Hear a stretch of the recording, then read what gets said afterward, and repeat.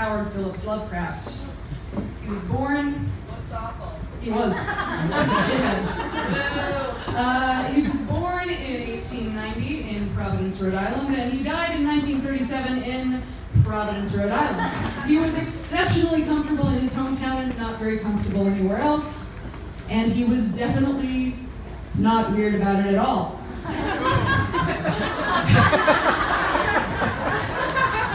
Lovecraft was an author of short stories and novellas. He wrote over 100 short stories in his life. Relatively few of them were published while he was alive, because he was a huge fucking loser. And if you don't know very much about him, that is the key takeaway, that he is a huge fucking loser. So here's a short history of H.P. Lovecraft. His father went insane and died when he was young, and then he was raised by his mother and aunts, who, by all accounts, were wildly overbearing and didn't let him do anything. After he didn't graduate from high school, he just left, I guess, because that's a thing you can do. He moved back in with his mother, and he spent the next 10 years writing poetry and not getting a job. Millennials, you know. If my man were alive in the year 27, that is not, went too far. If my man were alive in the year 2017, he would have a Twitter account with an anime avatar, and he would have a lot of thoughts about ethics and gaming journalism. Joseph would have that exact poster on the wall of his mother's basement, okay? All right. Such a fucking loser. Okay. So when he was 31, his mother went insane and died shortly thereafter. Days after she died, he met an older woman at a party, and he married her. Because, you know, this is not surprising to most of us. He met a woman named Sonia, and apparently Sonia was the most patient woman in the history of space-time. So she was a widow. She kind of knew her way around, you know, fucking. She owned her own business, and she was the breadwinner. She was like, you don't have to work. Let's move to Brooklyn. It would be good for you to get out of Rhode Island, which, yeah. And she worked, she sent home money, then she lost her business, and she started traveling abroad to make money and send it back to good old Howie here. So Howard was living alone in Brooklyn. He was near Red Hook, and he fucking hated it. But, you know, deal. She later wrote that though he disliked any mention of sexual matters, throughout he performed satisfactorily as a lover. Whom among us, ladies? So basically, she had to initiate every time. He was able to meet the bare minimum requirements, and he fucking hated it, I guess. So meanwhile, he failed at literally everything he tried. He couldn't get a job, and when he was actually finally offered a job of the magazine Weird Tales, where many of his stories were published, he turned it down because he was, quote, too old to move to Chicago. He was 34. He wasn't great at selling his writing either. He was actually known to give up on selling a story after it had been rejected once. I know. Dude never would have hacked it in 2017. He was also an utter failure at living in New York. He was living in Red Hook in an apartment alone while his wife was traveling and sending him money. And he got robbed, which, yeah, that sucks. But he wrote this. My coming to New York had been a mistake, for whereas I had looked for poignant wonder and inspiration, I had found instead only a sense of horror and depression which threatened to master, paralyze, and annihilate me. Again, whom among us? He even failed at getting divorced. So after his wife had been traveling for a few years, she said, hey, you know, this isn't really working out. Can we get a divorce? And he said, sure. And somehow she hadn't learned by then, because he said, oh yeah, I signed the papers. He never did. She went on to get married to someone else and became an unwitting bigamist. What? Yep. So afterwards he moved, you guessed it, back to Rhode Island. One thing he did not fail at, though, was his best-known creation, Dread Cthulhu. Ugly fucker. A note on the pronunciation. Fuck the pronunciation. I'm calling him Cthulhu because that's how it's fucking spelled, okay? What the fuck ever.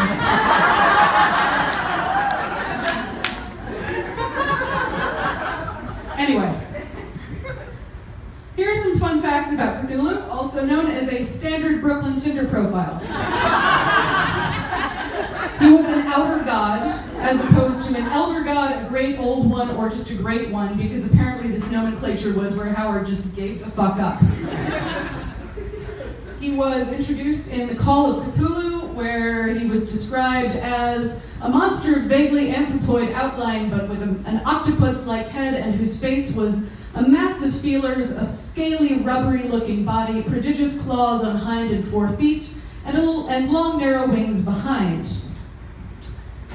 He was worshipped by cults worldwide, who were the subject of many of Lovecraft's stories about Cthulhu. He was a Trump voter, according to the Washington Post. He was a malevolent cosmic being currently hibernating in his underwater city of Aurelia. Again, a Trump voter. He is a source of anxiety to all humankind. His mere existence, again, a Trump voter.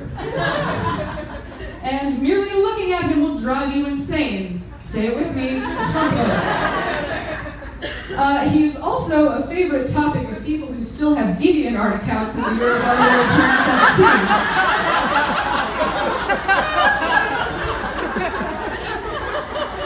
Speaking of DeviantArt accounts, this is a 1934 sketch by H.P. Lovecraft of his most terrifying creation apparently taking a shit.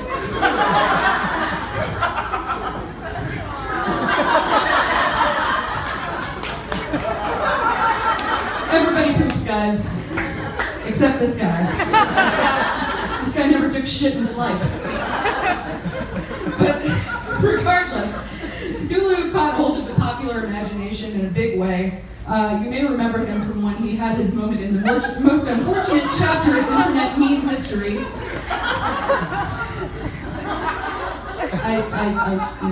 Bad memories. But he's also inspired a mind-boggling array of low-hanging fruit parody children's books. So you can teach your children arcane racism and existential horror early. There are also some more adult takes on this universe.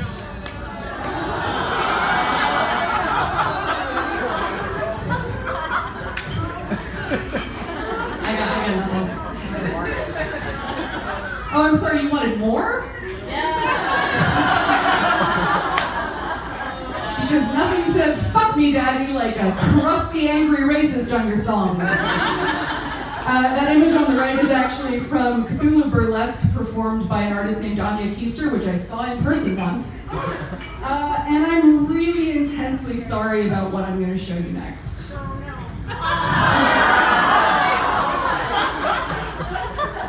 Necronomicons. So the turquoise one there is the regular model, and it's 11 inches large. The red one in the middle is the by popular demand mini version, which is only 7 inches. The one on the right is a butt plug, which might explain why our good buddy Howard looks in every single picture like you caught him through a failed attempt at anal stimulation. Those anal beads didn't go well. But tonight I want to talk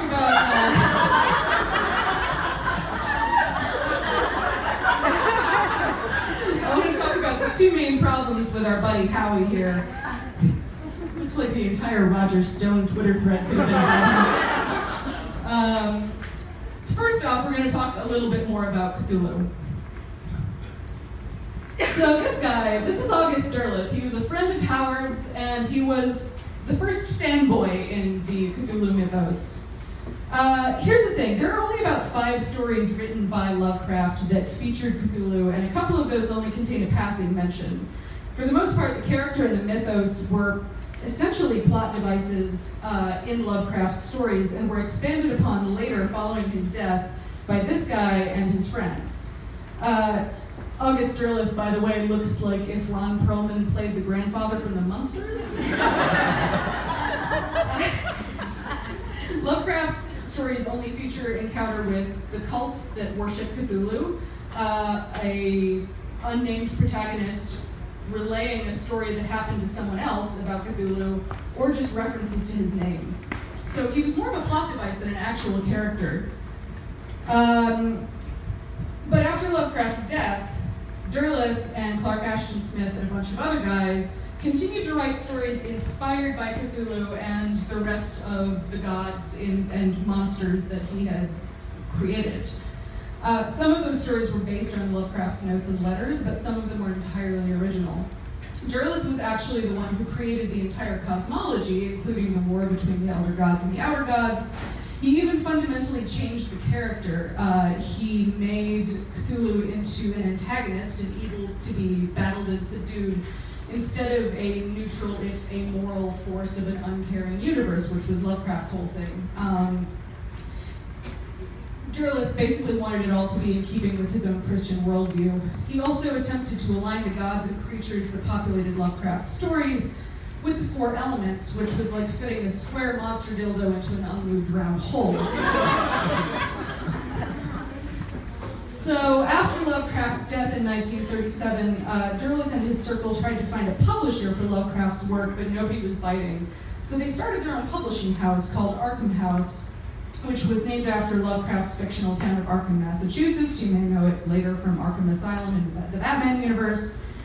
So in 1939, they published The Outsider and Others, which was a compendium of most of Lovecraft's short stories, many of which were previously unpublished. But then after that, they just kind of started publishing whatever.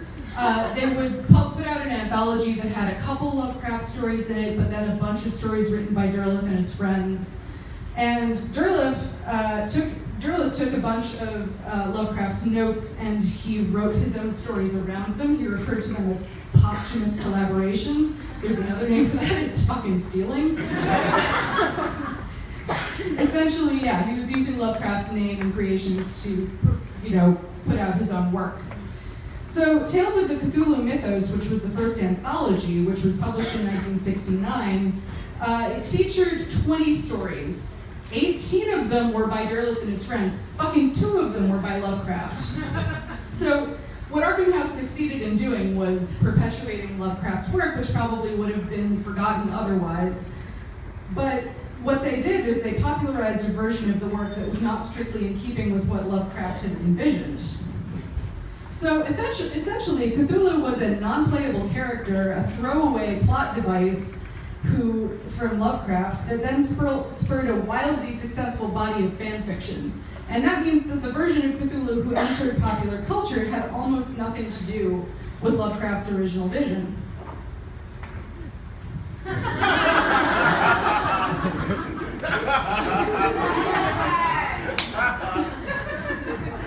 But let's get one thing absolutely clear. Whatever else we may or may not be able to say about August Derleth, this dude fucks. This dude manifestly does not fuck. Alright, so now we're going to talk about that whole racism thing. So, H.P. Lovecraft, despite everything we've already talked about, he loomed so large in the imagination of other authors that from the time of its inception, the World Fantasy Awards used a bust of Lovecraft as their award. And then in 2015, they changed it after realizing, oh fuck, my dude was so racist he could have got a job in the Trump administration. Don't ask me how they knew there was going to be a Trump administration in 2015. They're fantasy writers, give me a break. But for real, they used to give these to people, and the people were supposed to be happy about it. If you gave me that, I would bury it in the backyard under a full moon and then leave the fucking country.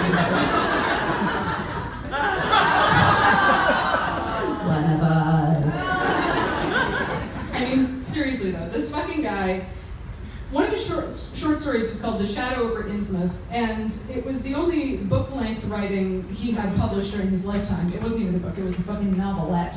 Okay. It's an entire novelette about a town where the citizens have crossbred with sea monsters, and it's a very, very thinly veiled allegory about the dangers of miscegenation. It ends with the narrator having the horrifying realization that he too is turning into one of the creatures, which, yeah, that's real subtle. God, you know, this guy had some weird views on race mixing, but was he, like, really a racist? Yes, he was! All right, I'm about to show you a small sampling of his most racist writing, so avert your eyes if you prefer not to see it. This is probably the most obvious and self-evident example. Those redactions are mine because Jesus fucking Christ. He was a horrible, horrible person, by the way. Eric actually suggested that I title this talk The Dog Whistle of Cthulhu. But calling it a dog whistle is an insult to dog whistles. Calling someone a globalist is a dog whistle. Like, this is like if you named your dog a racial slur and then ran around the neighborhood yelling for him. By the way, he actually did that. He named his cat N-word Man. Yeah. Here's another little passage from another novelette. I'm not even gonna read it, it's just really horrible. But it wasn't just black people. He also hated immigrants, he hated Jews, he hated women, he hated anyone who didn't look like they were white and from Providence. So The Street, the short story, was inspired by his visits to New York before he moved there. He describes the swarthy, sinister faces with furtive eyes whose owners spoke unfamiliar words, as opposed to the good, valiant Anglo-Saxon men who go off to war for their country. So, I mean, he not only hated people who didn't look like him, he was afraid of them, and that sounds familiar. And after their divorce, his wife wrote, "Whenever we found ourselves in the racially mixed crowds which characterize New York, Howard would become livid with rage. He seemed almost to lose his mind." And in his letters, he expressed admiration for both the KKK and the fucking Nazis. So yeah, anime avatar, Twitter 2017. So as most of you probably know, white people will go to pretty much any lengths to excuse or mitigate racism. But you straight up cannot argue that this dude was not racist. So what most people do when they're trying to defend H.P. Lovecraft is they say, well, it was of its time. Everybody was a racist in the 20s. And yeah, but most of them didn't write short stories about it. That poem alone proves you wrong. Just a note, please, for the love of God, stay away from the Lovecraft subreddit. Merely looking at it like Cthulhu will make you immediately go insane. I particularly like this guy who says, if you can't ignore the racism, you shouldn't read Lovecraft, which okay.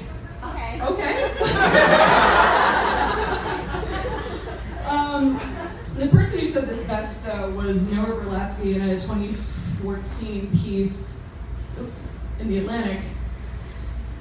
Lovecraft's racism was certainly of its time in many ways. He lived in the late 19th and early 20th century, a period many historians have described as the nature of American race relations. Again, 2014. Yet Langston Hughes also lived and wrote in the same period, proving that it is in fact possible to write in the early 20th century and not be a racist ass. You can read the rest of it yourself. And for another take on this situation, let's turn to Mallory Ortberg, our patron saint of dude writer roasts. This is a text from H.P. Lovecraft. I hope they don't just dismiss me as a man of my time. That would really upset me. If they didn't realize how seriously I take my racism. I hope they don't do that. Perhaps I'd better write another poem about race mixing just in case. So, in conclusion, if you take 2 lessons away from this talk, I hope they are the following. Dude wasn't even really that fucked up, sorry. My dude wasn't even really responsible for his most famous creation. And 2, my guy was insanely fucking racist. On the plus side, the past few years have seen a boom of authors of color and women negotiating with Lovecraft's legacy. Just a few are Cassandra Khaw, Sylvia Moreno Garcia, and Victor Laval. So if Lovecraft has a positive legacy, let's let it be that he inspired some very talented writers to do his own thing better than he did. And in conclusion,